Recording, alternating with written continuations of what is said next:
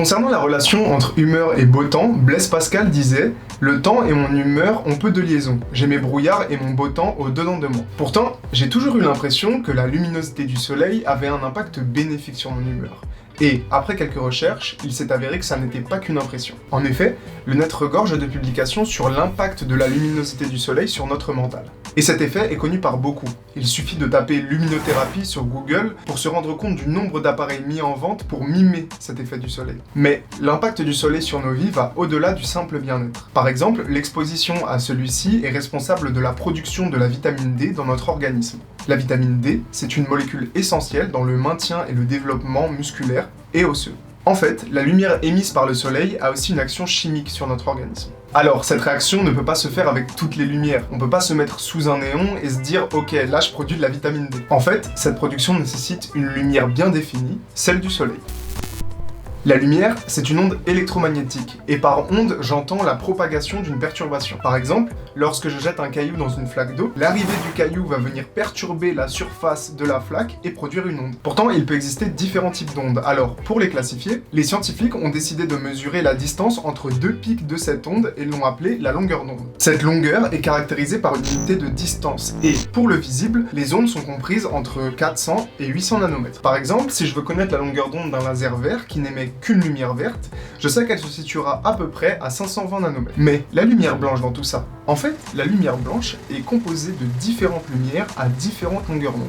Sur la couverture de The Dark Side of the Moon des Pink Floyd, on peut voir la décomposition de la lumière blanche en différentes lumières colorées via l'utilisation d'un prisme. Ce prisme, il a la capacité de séparer toutes les couleurs qui composent un rayon lumineux. On remarque alors bien un mélange de lumière, ici une rouge à 720 nanomètres, ici une verte à 520 et là une bleue à 430. Ainsi, on est capable de dire que telle lumière provient du soleil si, en la décomposant, on est capable de retrouver toutes les longueurs d'onde attendues. Avec les moyens actuels, les scientifiques sont capables de reproduire n'importe quel type de lumière. Avec ce champ de possibilités, on peut potentiellement penser à recréer des systèmes lumineux qui auraient un impact sur les systèmes biologiques de la même manière que le soleil a un impact sur la production de vitamine D. Avant de rentrer dans le vif du sujet, laissez-moi vous parler de Finsen.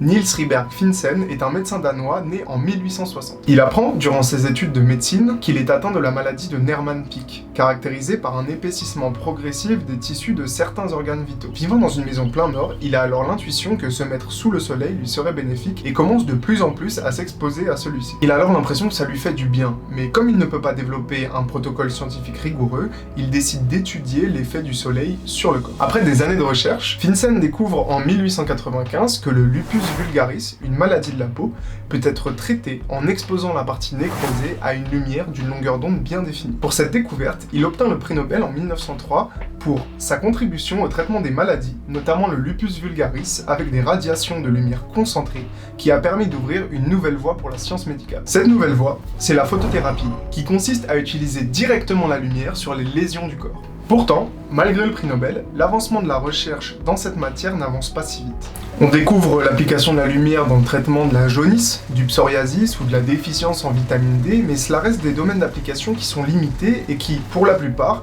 consistent à simplement éclairer la zone de la peau qui est touchée. Mais évidemment, les scientifiques ont réussi à trouver un moyen de contourner ce problème d'insensibilité à la lumière. Et ce moyen, c'est d'utiliser ce qu'on appelle un photosensibilisateur. Un photosensibilisateur est ce qu'on pourrait appeler une molécule relais. Prenons un exemple. Pour écrire cette vidéo, je me suis basé sur plusieurs articles scientifiques que vous retrouverez en description. Après les avoir lus et assimilés, j'ai essayé de trier les informations de manière à les rendre digestes. J'essaye donc de remplir la fonction de pont entre vous et les informations données dans ces papiers. Dans la photothérapie classique, la lumière n'a pas toujours la bonne énergie pour interagir avec la zone d'intérêt. Un photosensibilisateur est alors nécessaire pour absorber l'énergie lumineuse. S'il est mis en présence d'une entité chimique insensible à la lumière, il va jouer le rôle de relais en absorbant l'énergie lumineuse et en la retransmettant à l'entité chimique. Cependant, un photosensibilisateur a ses limites. Il n'est capable d'absorber que certaines longueurs d'onde et certaines fois pas entièrement. En fait, il y a une notion de rendement dans tout ça. Est-ce que mon photosensibilisateur est capable d'absorber une lumière à une longueur d'onde de 520 nanomètres? Si oui, est-ce qu'il l'absorbe à 100% ou à 10%? Autant de paramètres à prendre en compte lorsqu'on veut utiliser ces molécules actives. Grâce à ce principe de photosensibilisation, les scientifiques ont développé un nouveau champ d'application dans le traitement de certaines tumeurs, la thérapie photodynamique. Cette thérapie a pour but d'utiliser une molécule qui est appelée la porphyrine, ou une de ses variantes, comme photosensibilisateur. Je pense que vous l'aurez compris, lorsqu'on éclaire la porphyrine avec une lumière d'une longueur d'onde bien définie, elle est capable d'absorber l'énergie lumineuse. Cette énergie ne va pas être directement transmise aux cellules tumorales, mais à l'oxygène de l'air ambiant, pour former une espèce que l'on appelle oxygène singulé. Cet oxygène singulé a la particularité d'être extrêmement toxique pour les cellules biologiques. À cause de sa courte durée de vie, l'oxygène singulé n'a pas le temps de s'éloigner des porphyrines, et donc va attaquer tout ce qui se trouve autour, en outre les cellules tumorales. On a donc la possibilité de tuer les cellules cancéreuses de manière précise. Alors c'est bon, on a réussi à régler le problème. En vérité, il y a encore pas mal de contraintes quand on veut fabriquer un photosensibilisateur. Le corps absorbe la lumière visible. Si nous n'avions pas cette capacité d'absorption, nous serions complètement transparents. Il existe une gamme de longueurs d'onde que le corps absorbe un peu moins que les autres, et qui permet à certains de ces rayons de le traverser.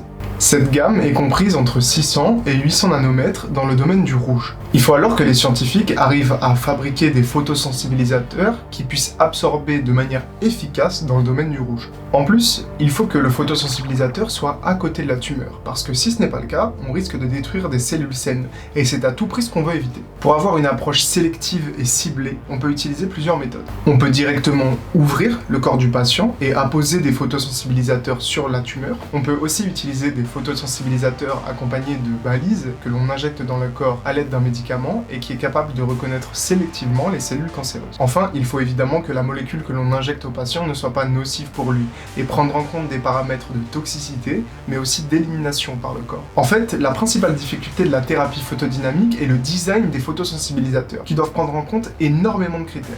Malgré ça, la thérapie photodynamique trouve énormément d'applications, de la gastro-entérologie à l'ophtalmologie en passant par la gynécologie et encore plein d'autres domaines qui ne cherchent qu'à l'appliquer. Ce genre de thérapie fait face à énormément de contraintes pour pouvoir être utilisée. Mais lorsque celles-ci sont bien respectées, on a la capacité de détruire des cellules tumorales efficacement et de manière locale. Et les innovations ne s'arrêtent pas là. Dans le cas de certains cancers de la peau, on observe que la zone touchée par la maladie est plus perméable que la zone saine. Alors, les chercheurs ont eu l'idée de développer une crème qui est capable de pénétrer les zones infectées en laissant de côté les zones saines. Les composants de cette crème vont alors utiliser la machinerie des cellules tumorales pour créer in situ des photosensibilisateurs et je trouve ça fascinant. Merci d'avoir regardé cette vidéo, j'espère qu'elle vous aura plu. N'hésitez pas en commentaire à me donner des avis, des suggestions, toute remarque est bonne à prendre. Bonne journée à vous et à la prochaine.